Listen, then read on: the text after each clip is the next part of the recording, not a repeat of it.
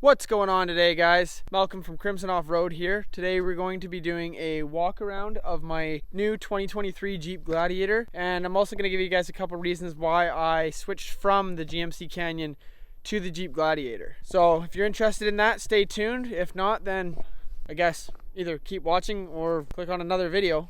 Let's go check this thing out. I went with the Rubicon model because I wanted the front and rear lockers from the factory. I don't want to upgrade to 1 tons right now, and I don't want to put a V8 in it, so I got the top model because it's ready to go right off the lot. So what I've done to this thing is I've added, this is the factory steel bumper. I have taken off the wings on the side, so it's the stubby version now, and I've added a Warn winch in the front because, I mean, you can't go wrong with a Warn winch. It's the new one, so it's got the wireless controller as well.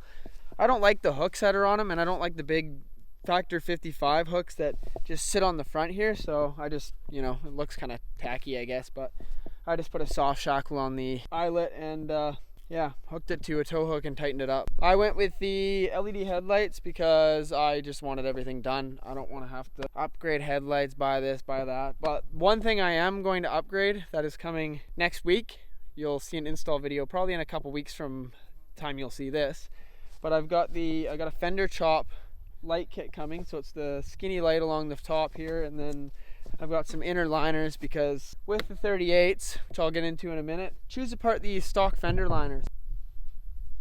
Best thing you can do is replace those to get more tire clearance. So I will be getting the DRL fender chop. I'm not sure if we're going to take off the black plastic here to give it a high clearance look. We'll see when I get it and install it and see how I'm feeling. So I did go with the 4.5-inch TerraFlex lift. I got Falcon 3.3 adjustable shocks. So you can adjust from, you know, 1 would be the softest, 3 would be the hardest, and you can go on number 2 and adjust the center to fine tune it. But I run it on 2, number 4, kind of in the mid-range when I'm on the road, and then I put it to 1 when I'm off-road. Once my suspension gets broken in a little and my springs soften up, I'll probably run it on 3 on the road, and I'll run it on 1 off-road because I like it nice and smooth. But if you're doing like high speed stuff, I'd recommend 2 and kind of adjusting and fine tuning it. Yeah, that's what I found so far. I've had this thing for about a month now. I've taken it on 1 pretty big trip, which you'll see next week. I love it. This thing just handles so well off-road. The difference between the IFS and the solid axle in the front is absolutely huge when you're trying to do, you know, more technical rock crawly type stuff, and it's just crazy the amount of travel that you get out of the front. That's the main difference between an IFS and a solid axle, is you get the articulation in the front. But with an IFS, you gotta kind of pick your line with an IFS because the front is mostly, you know, you want your front end to be level to keep the truck level, but with this, the front end can be like that and the Jeep can be level. It's absolutely insane. So I'll get into the reasons a bit more of why I went with this over, say, a new Canyon or the new Tacoma. The main reason is pretty much because it's a solid axle and it's the only modern vehicle you can buy from the factory with a solid axle. So for tires and rims, I went with some Method B grips. I believe these are the Method 703s. I went with bronze because, I don't know, I think they look good with the gray Jeep. And I went with 38, 13.5, 17 trail grapplers, Nittos. I had them on my Canyon. I had 37, so I had to go, you know, you had to go 1 size bigger. You can't stay the same. Speed grip wheels, I've heard some pretty good reviews on them. So Dirt Lifestyle Nate ran them at like 0 PSI for quite a few miles in the snow, and the bead stayed on. So bead locks are not legal in BC to run on the street, so that's kind of the best thing you can get to be legal if you care about that. I'd rather not buy $700 wheels and then have to take them off because I can't run them on the street if you ever get caught. That's pretty much it. It's a 4.5-inch lift, the Falcon shocks.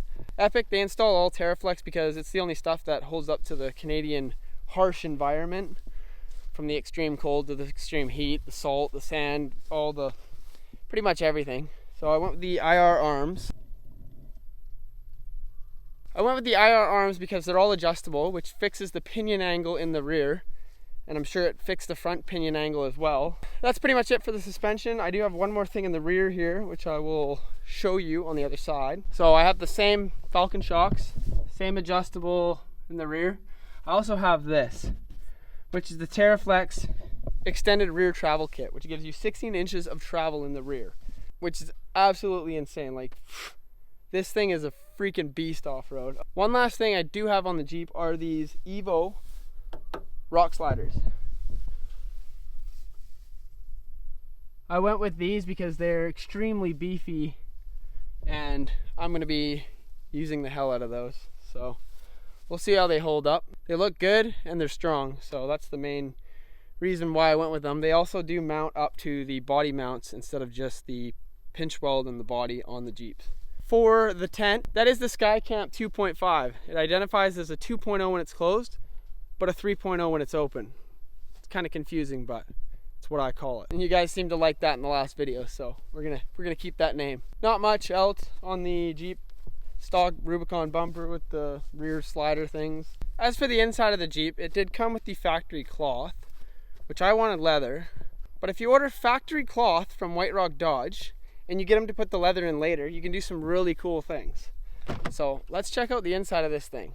It's pretty insane. I love it, but it's not for everybody. But my channel name is Crimson Off-Road. My favorite color is red. So let's take a look at what they've done to the interior on this thing.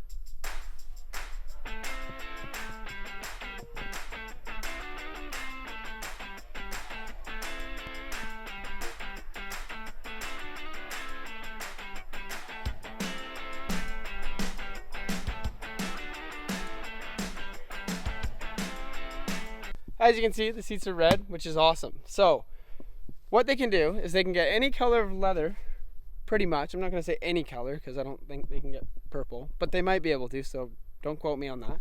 But you can get custom leather colors, but not only can you get the colors customized, you can get stuff embroidered in the back of the seat. I got my emblem embroidered in the seats, which looks absolutely insane. I think that's really cool. I don't know, some people might call it tacky, but I think it's pretty cool. Pick your color, get whatever you want embroidered in them. And honestly, it costs pretty much the same as getting them from the factory. And you get a way better quality leather and you get a cool emblem in it. Or you can get, if you've seen Casey's video, he's got Demonator put in the back. So you can do that as well. You get whoever's name you want embroidered into the seats, and whatever design you want. So for the interior in here, I added a few molly panels I had kicking around. So if you take a look down here, it's the exact same as my truck. Phone holder, keep lighters and stuff in there, and a knife. Doesn't get in the way when you're driving or anything because it's just right down there, tucked off to the side. Besides the molly panels and the cameras, if that really counts as a mod, there's really not much different in here. But if you come to the back, I have the exact same setup I had in my Canyon with the Jackery powering the fridge with the seat delete. But the difference is the 60% seat delete isn't on this side, it's now on the other side. So my fridge is now on the other side of the vehicle. Still Jackery, camera stuff. I keep stuff under the seat, you know, camping stuff. Then behind the seat, you can tilt it forward too. I just got a first aid kit and can store more stuff back there, but that's good. That's pretty much it for this side. Jackery, storage under the seat, and I still have another seat people can sit in. Let's check out the other side. So in the back on this side, I've got my fridge and my solar panel back here. I usually put my pillow behind the solar panel, kind of keeps it in place. Got my fridge. Oh, nothing in it. And a homemade seat delete. I just made a homemade one because I have a buddy that wants to start making seat deletes. They're going to be all custom, probably out of aluminum or stainless steel. They're going to be crazy. And I'm going to eventually replace this with one of those, so it's just temporary to get the fridge in here. Yeah, that's pretty much it. It's just a pretty basic setup. And in the back, I don't have any of my camping stuff in here, and I did not go with putting the bed slide in the Jeep because the beds in the Jeep are very, very shallow. So if I put the bed slide in, it'd be up to like here. So you'd only have like maybe a foot of room in here. So I didn't put the bed slide in. I'm not sure what I'm gonna do back here. I might do a decked system with a spare tire with like a mid rack. I just don't want my tent above my roof line. That's what I'm going for, just like the Canyon. I want the tent level with the roof so it can come up another 6 inches. So I'm thinking maybe a decked system, then the spare tire, and then this rack can come up here, and then the tent will sit on that. I'm also thinking about maybe getting the tonneau cover set up like I had last time, with the tonneau cover across, which can lift up, which I don't really need the bed slide anyways because you can access the front by lifting the tonneau cover with the tent on it. I'm not too sure what I'm going to do back here yet, Still working on that. One win for the Canyon's the deeper bed, which I could have the bed slide with the tonneau cover that flipped. There was tons of room in the bed. I could still have a propane tank standing up on the bed slide. It was that deep, but I mean, I think the solid axle trumps that in any battle. So guys, if you made it this far, that is the conclusion of my brand new Jeep Gladiator. Now I'm going to give you a couple reasons why I went with the Jeep Gladiator and not a newer Canyon or a newer Colorado or a newer Tacoma or any of those. Main reason why, I already mentioned it, solid axle. I'm not going to explain why. There's tons of videos explaining the difference. There's tons of videos explaining why solid axle is better. There's tons of videos explaining why independent front suspension is better. I live on Vancouver Island. There's no sand dunes here. There's no desert running. There's no quick, fast, unless you like flying down logging roads, which you shouldn't be doing anyways. But there's no fast, high-speed stuff here. Since I don't have fast, high-speed stuff here, we got a bit more of the technical kind of rock crawling stuff. That's what I want to get into. I want to get into a bit more technical rock crawling, like slow-paced, you know, high risk, high reward, or high damage. But I want to get into more of that type of stuff. So I went with the Jeep because it can do that.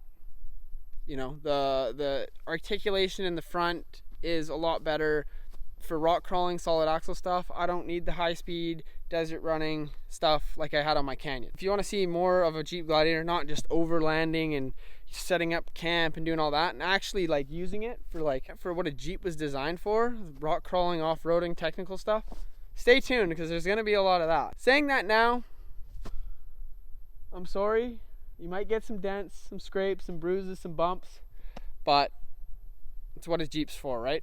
Just the technology in this is a lot more. I mean, my truck was a 21, it wasn't the new Canyons. I don't know what the new Canyons have in it, but it's got, you know, proximity entry lights if you care about that. It's got push button start if you care about that. It's little things that once you have them, you realize how nice they are. Another reason why I went with the Jeep over the other ones is honestly a huge part for me being on Vancouver Island and stuff is like you need the height. You lift the truck, guess what? Your warranty's gone.